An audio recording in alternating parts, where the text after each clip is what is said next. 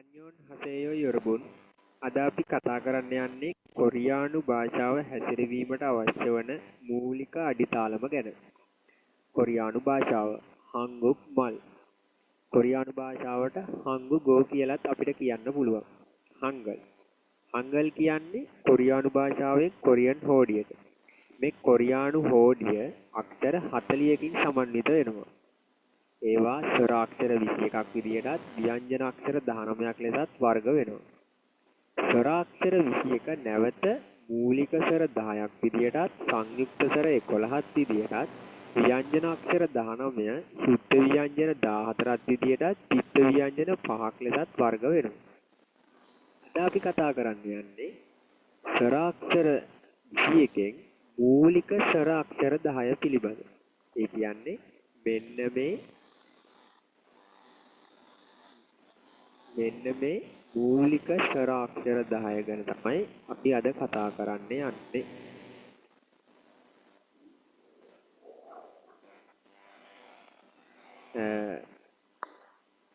අපි මේ අක්ෂර කතා කරන්න යන කලින් දැනගෙන ඉන්න ඕන දේවල් කිහිපයක් තියෙනවා. එක තමයි මේ කොරියානු භාෂාවේ තියෙන අක්ෂර ලිවීමේදී නීතියක් තියෙනවා. ඒ අක්ෂර ලියන්න ඕන අපි ඉහළ සිට පහළටත් අපි කොරියානු භාෂාවේ තිබෙන අක්ෂර ලිවිය යුත්තේ ඉහළ සිට පහළටත් වමේ සිට දකුණට. මෙන්න මේ නීතියට තමයි අපි කොරියානු භාෂාවේ තියෙන මේ සෑම අක්ෂරයක්ම ලියන්න ඕන.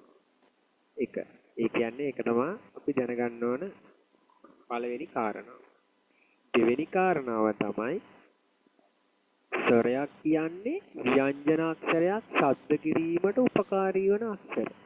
ඒ කියන්නේ මේ තියෙන ස්වරාක්ෂර තියෙන්න ඕන අපිට මෙන්න මේ කියන ව්‍යංජන අක්ෂර ශබ්ද කරන්න. ඒ කියන්නේ මේ ස්වරාක්ෂර අපිට තනිව ශබ්ද කරන්න පුළුවන් වුණාට ව්‍යංජන අක්ෂරයක් තනිව ශබ්ද කරන්න බෑ. ව්‍යංජන අක්ෂරයක් ශබ්ද කරන්න නම් අනිවාර්යෙන් මෙන්න මේ ස්වරාක්ෂරයක් එකතු විය යුතුමයි.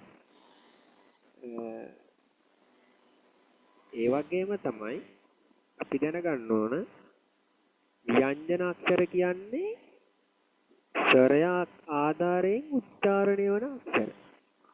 අරගෙම අනිත් පැත්ත. ස්වරාක්ෂරයක් කියන්නේ දැන් ස්වරයක් කියන්නේ ව්‍යංජන අක්ෂරයක් ශබ්ද කිරීමට උපකාරී වන අක්ෂරනේ. ඒ වගේම තමයි ව්‍යංජන කියන්නේ ස්වරයක් ආධාරයෙන් උච්චාරණය වන අක්ෂරවල. දෙකේම විරුද්ධ පැත්ත.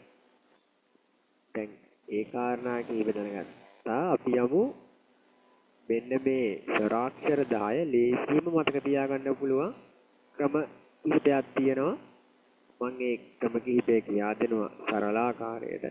ඔයාට එතකොට ඒක මතක තියාගන්න පුළුවන් ලේසිම ක්‍රමය තමයි. උදාහරණයක් විදිහට දැන් අපි බලමු.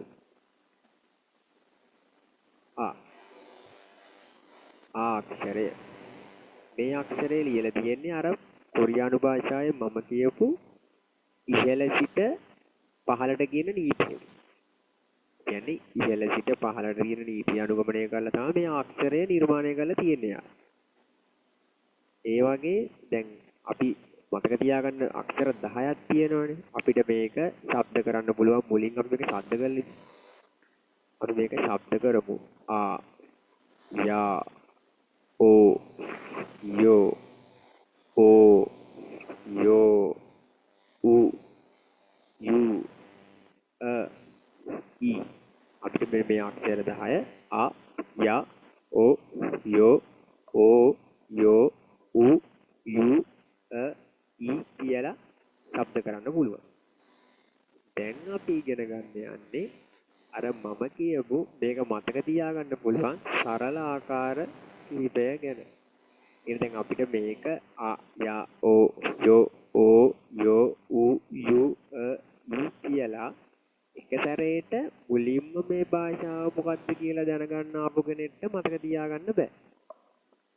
අන්න ඒ වගේ කෙනෙක්ට ඉගෙන ගන්න මම මේ කියලා දෙන ක්‍රම කිහිපය ඉතාත්ම වැදගත් වේ. අපි යමු ඒ ක්‍රම මොනවද කියලා බලන්න. පළවෙනි ආ පළවෙනි ක්‍රමය තමයි ඕන දැන් අපි කියා දෙන්න යන්නේ. ආ මේ අක්ෂරයම අනිත් පැත්ත, ඒ කියන්නේ ප්‍රතිවිරුද්ධ පැත්ත ලිව්වහම එන අකුර තමයි ඕ. මෙපා අයන්න ඒකේ ප්‍රතිවිරුද්ධ පැත්ත ඔයන්න. ඒ අක්ෂරයේම උඩට, ඒ කියන්නේ උඩු අතර ලිව්වහම එන අක්ෂරය තමයි ඕ අක්ෂරය. අයන්න ඒකේ ප්‍රතිවිරුද්ධ පැත්ත ඔයන්න. ඒක උඩු අතර ලිව්වහම ඕ යන්න. ඊළඟ අක්ෂරය තමයි උයන්න. ඒ කියන්නේ මේ අක්ෂරයේම අනිත් පැත්ත යටි අත උ.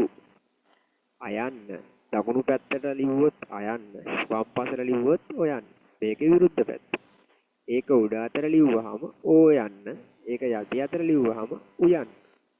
ඒ කියන්නේ මෙන්න මේ අක්ෂර හතර. ඒ කියන්නේ දැන් අපි ඉගෙන ගන්න ඕන අක්ෂර 10ක්. ඒ 10න් හතරක්ම එක අක්ෂරයක් තමයි මේ රවුමට ගිහින් තියෙන්නේ. හරිම ලේසි. එකම ඒ කියන්නේ ඔන්න දැන් අයන්න මේ අක්ෂරේම විරුද්ධ පැත්තට හැරිලා ඔයන්න. ඒ අක්ෂරේම පැත්තට පෙරලිලා ඕයන්.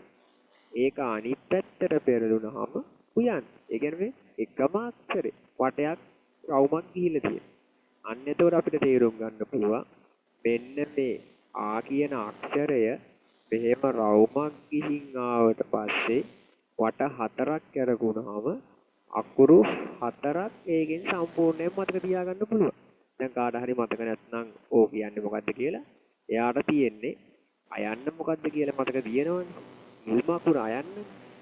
ඊට පස්සේ එයාට මතක තියාගන්න අයන්න ඒකේ විරුද්ධ පැත්ත ඔයන්න. දැන් කාට හරි මතක නැහැ මෙන්න මේ උයන්න. හරි අයන්න ඒකේ විරුද්ධ පැත්ත ඔයන්න. ඒක උඩ අතර හැරවුවාම එයාට මතක දැන් රවුමට යනෝනේ පිළිවෙලට. ඔයන්න ඕයන්න අන්න ඒක අනිත් පැත්ත හැරුණාම තමයි උයන්න. ඒ විදිහට යාට ඒක ලේසියෙන්ම මතක තියාගන්න පුළුවන්. ඒ කියන්නේ යාට මේ අකුර මතක නැහැ. නමුත් මෙන්න මේ අකුර හෝ මේ අකුර මේ අකුර මේ තුනෙන් එකක් හරි මතකයි. හිතන්නකෝ මේ දෙකත් බෑ කියලා. එයාට මතකයි මෙන්න මේ අයන්න. දැන් උයන්න මතක නැහැ. එයාට අයන්න මතකයි. දැන් යාට ඕන හැබැයි උයන්න. අයන්න බැලුවා. අයන්න විරුද්ධ පැත්ත ඔයන්න කියලා මතක් වුණා. ඒක උඩු අතට හැරවුවාම ඕයන්න කියලා මතක් වුණා. අන්න ඊට පස්සේ අන්තිම පැත්ත උයන්න කියලා යාට ඔළුවට එනවා. ඒ විදිහට අපිට දැන් අක්ෂර 10න් හතරක්ම මතක තියාගන්න පුළුවන්.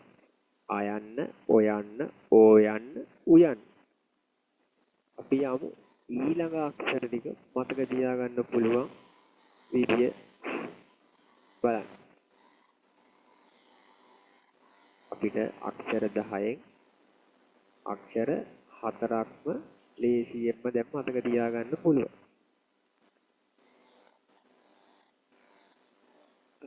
අයන්න, ඔයන්න, ඕයන්න, උයන්න.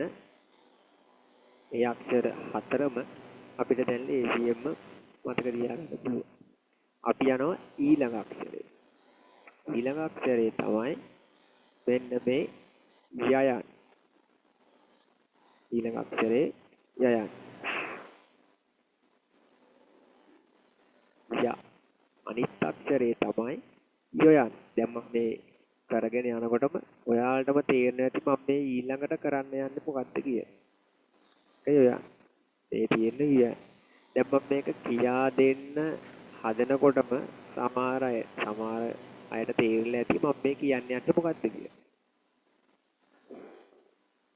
ඔන්න බලන්න. දැන් යයන්. මේ යා අක්ෂරයම ප්‍රතිවිරුද්ධ පැත්තට හැරුණම ඒක යයන්. ඒ අක්ෂරයම උඩු අතට හැරුණම ඒ අක්ෂරය යෝයන්. ඒ අක්ෂරයම අනිත් පැත්ත යටි අතට හැරුණම ඒක යුයන්. අර වගේම තමයි. එක අක්ෂරයක් වට කීපයක් කියන්නේ වට හතරකට. වට හතරකට හැරුණාම අකුරු හතරක්ම ඒකෙන් ලියවිලා. මතක තියාගන්න ඕන එක අකුරයි. මුල් අකුර විතරයි. මේ යන්න. යයණු අකුර ලිව්වා. ඒකේ ප්‍රතිවිරුද්ධ පැත්තයි යන්න කියලා මතක තියාගත්තා.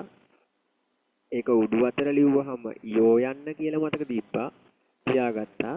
ඒක යටි අතර ලිව්වහම යෝ යන්න කියලා මතක තියාගත්තා. ඒ කියන්නේ මෙන්න මේ යයන්න රවුමක් කරකිලා ආවහම අකුරු හතරක් ඒකෙන් ලියවිලා. අකුරු හතරක්ම ඒකෙන් ලියවිලා. එතකොට අපි මතක තියාගන්න ඕන මෙන්න මේ යයණු අක්ෂරය විතරයි. යයන්න මතක කියන්නේ දැන් යන්න මතක නැති කෙනෙක්ට යයණු අක්ෂරය මතක තියාගත්තාම ඒක වටයක් කරකවන්න විතරයි තියෙන්නේ. යයන්න අනිත් පැත්ත විරුද්ධ පැත්ත යොයන්න ඒක උඩු අතර ලිව්වහම යොයන්න ඒක යටි පැත්තට ලිව්වහම යොයන්න. ඒතර යාට මේකත් ඒ මතක තියාගන්න කෙනාට දැන් සමහර විට යන්න පුළුවන් යන්න. හැබැයි එයාට මේ ඕනේ අර යයන්න මතකයි න ටක් ගාලා අනිත් පැත්ත ගහුවා ඒක යයන්න. ඒ අක්ෂරේ උඩු අතර ලිව්වා යයන්න. ඒ අක්ෂරෙම යටි අතර ලිව්වා යයන්න. ඒ කියන්නේ අක්ෂරයකින් අක්ෂර හතරක් පුළුවන්. ආයේ බොරුවට යයන්න යයන්න කියලා මතක තියාගන්න දෙන්නේ. ඒකට අපි දැනගන්න ඕන දේ තමයි අපි දැනගන්න ඕන වැඩියෙන්ම අපි මෙන්න මේක තමයි දැනගන්න ඕන. ඒ කියන්නේ මම දැන්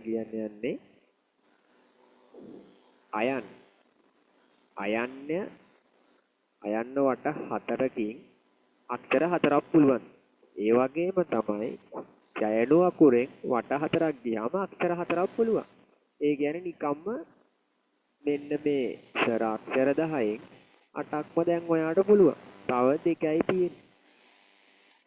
ඒ කියන්නේ ලේසිම දෙක. අමාරුවටම පුළුවන් වුණාම ඉතුරු දෙක තමයි ලේසිම දෙක. ඒ කියන්නේ මේ කියන එකයි කියන එකයි. මතක තියාගන්න පුළුවන්. මේක ආ කියලා නෙමෙයි කියන්නේ මේක කියලා. ඒ කියන්නේ මේ ඉරක්නේ තියෙන්නේ. සාමාන්‍යයෙන් අපි දෙයක් අදිනකොට අර එහෙම අදිනවනේ. ඒ කියන්නේ හිතන්නකො දැන් මොකක් හරි දෙයක් කියන්න ගියත් අපි ඒක අදිනවා. අන්න ඒ වගේ තමයි මේක. දැන් මේක අයන්න නම් මේ මැද්දහම මේක ආ කියන්නේ ඒකට කියන්නේ ඒතර අපිට මේක ලේසියෙන් මතක තියාගන්න පුළුවන්.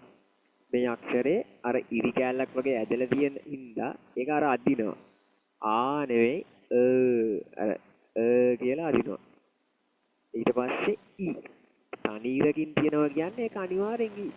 සාමාන්‍යයෙන් ඊ කියලා තියෙනවා. ඒ කියන්නේ ඉරකින් තියනවා කියන්නේ ඒක අනිවාර්යෙන් ඊ අක්ෂරය. මේ කිසිම තැනක නැහැනේ උඩු අතර ඉර. අන්නේ උඩු අතර තියෙන ඉර කියන්නේ අනිවාර්යෙන් ඒ අක්ෂරේ ඊ. පෙරලිලා තියෙන ඉරක් තියෙනවා නම් ඒක අනිවාර්යෙන් ඊ පැටලෙනවා නම් මතක තියාගන්න පුළුවන් ලේසි ක්‍රමය තමයි මේක කියලා අදිනවා. ඒ කියන්නේ ඉරක් සාමාන්‍යයෙන් මෙහෙම අදිනකොට කියලා වගේ අදිනවා කියලා අන්න එහෙම මතක තියාගන්න. ඒතර ඒක ලේසියෙන් මතක තියාගන්න පුළුවන්. වැදගත්ම මෙන්න මේ වැදගත්ම වෙන්නේ මෙන්න මේ අක්ෂර 8. ඒ කියන්නේ එක අක්ෂරයක් වට හතරකට පෙරළුවාම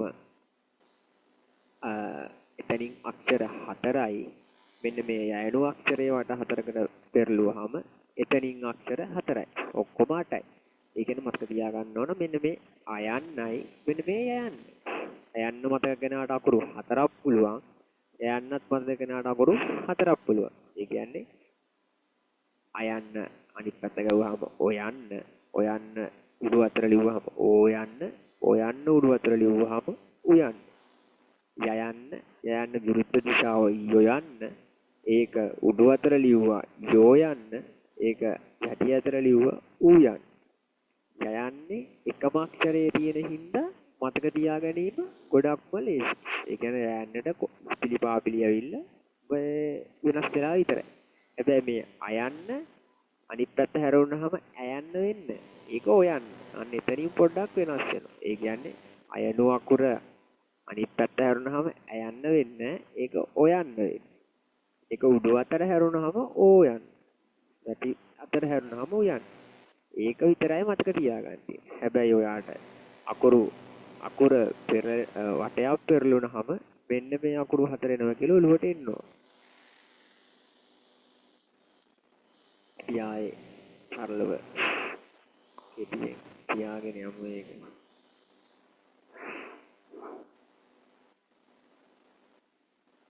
අක්ෂර 10ක් තියෙනවා. දැන් අපිට ඒකෙන් 8ක්ම පුළුවන්.